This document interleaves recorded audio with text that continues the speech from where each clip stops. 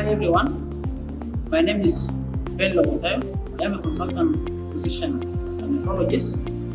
And nephrologist basically means a doctor who deals with kidney diseases or kidney problems. Before I talk about kidney diseases, I would like you to know something about kidney functions.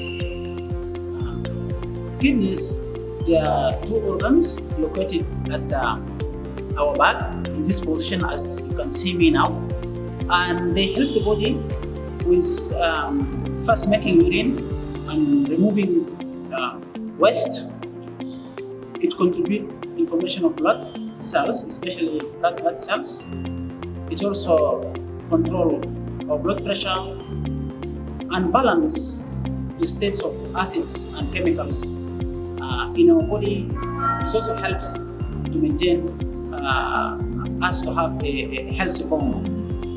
And when it comes to kidney diseases, it's actually a wide range of diseases, but I would like to focus on one disease today, which is called chronic kidney disease. I'm sure maybe some of you have heard about it. And chronic kidney disease basically meaning actually both kidneys, they are losing function gradually over time.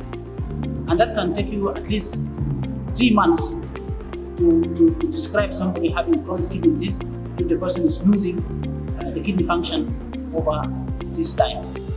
And chronic kidney diseases, it's usually happen in stages: stage 1, stage 2, stage 3, stage 4, and 5. So these are 5 stages.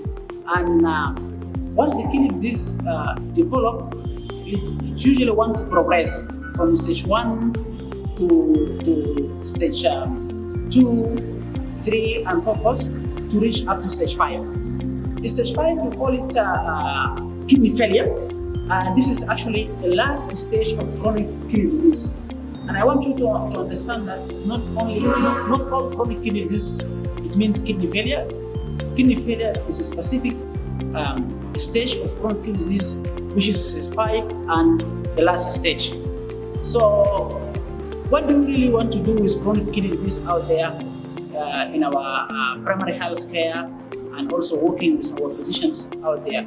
We'd like to prevent somebody to develop chronic kidney disease at first, and then if somebody develops chronic kidney disease, we also want to prevent that person to progress.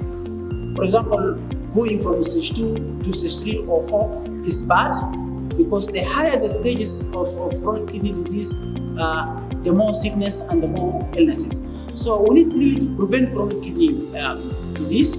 We need to work hard, because once somebody develops kidney failure, it means many things. First, illness to the body will be sick most of the time, and then you can lose whatever you're doing in terms of job, because you'll be ill, you will require hospital admission.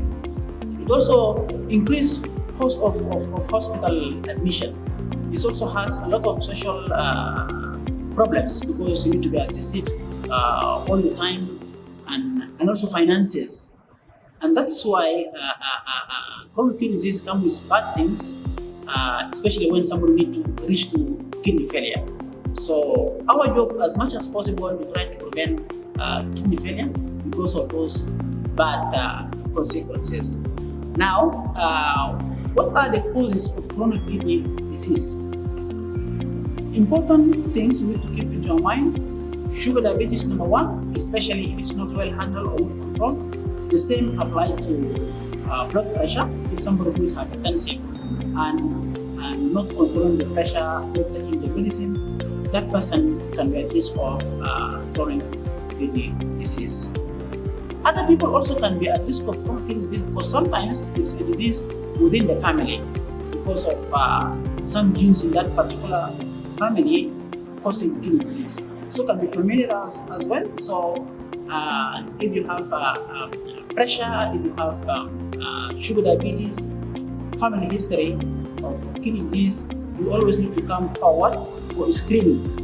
The screening objective is to try to detect if there is kidney disease or not. Because if there is a kidney disease now, we need to see what level is this kidney disease and what can we do in terms of preventions to prevent kidney failure.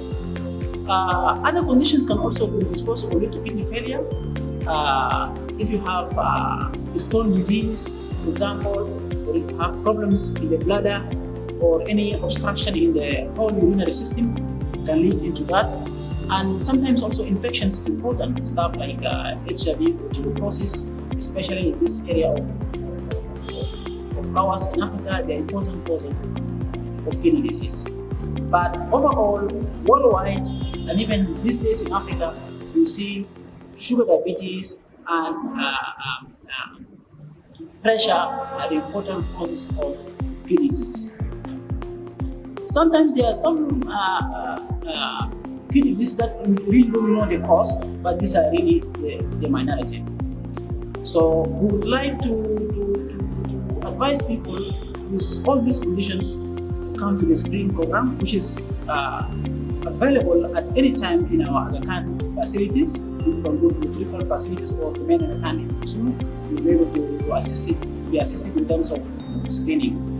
So how do we treat chronic kidney disease? Number one, as I said, intervention needs to be done to control sugar and control pressure. And sometimes, if those things are not possible and somebody progress to the final stage of chronic kidney disease, which is stage 5 or kidney failure, here we are faced by two options. Option one is dialysis treatment.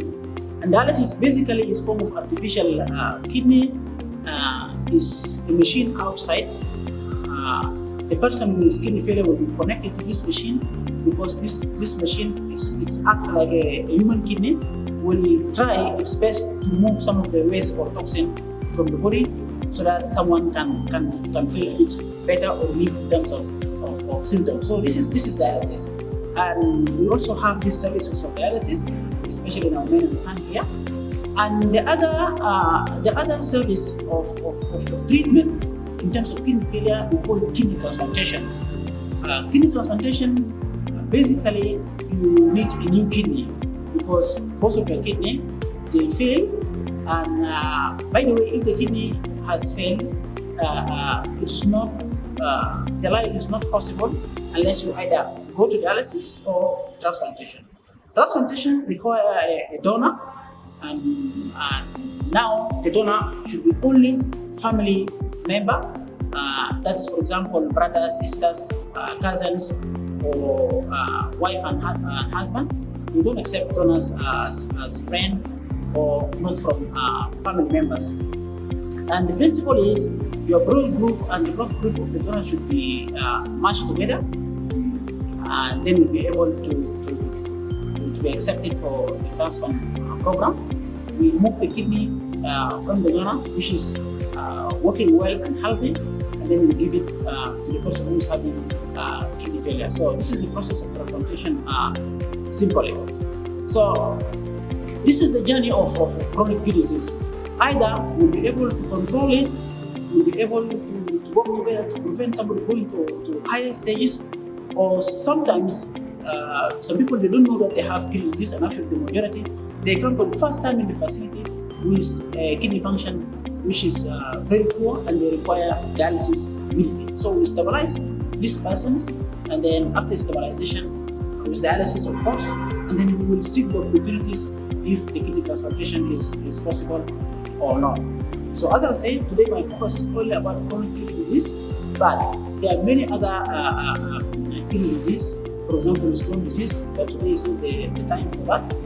And for kidney disease, we offer a lot of services. I just mentioned dialysis and transplantation, but we also able to identify what sort of kidney disease, if you can see somebody in early stages of disease, especially those where the causes are not clear. We can sample the kidney or do something called kidney biopsy, so that to see the kidney under the microscope to tell us really the possible cause of this problem.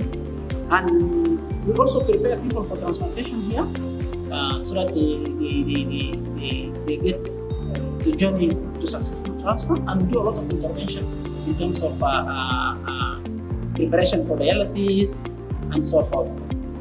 I'm very grateful that you are hearing this conversation. And if you have any questions or anything not clear, you will always access us in the main account. And thank you so much.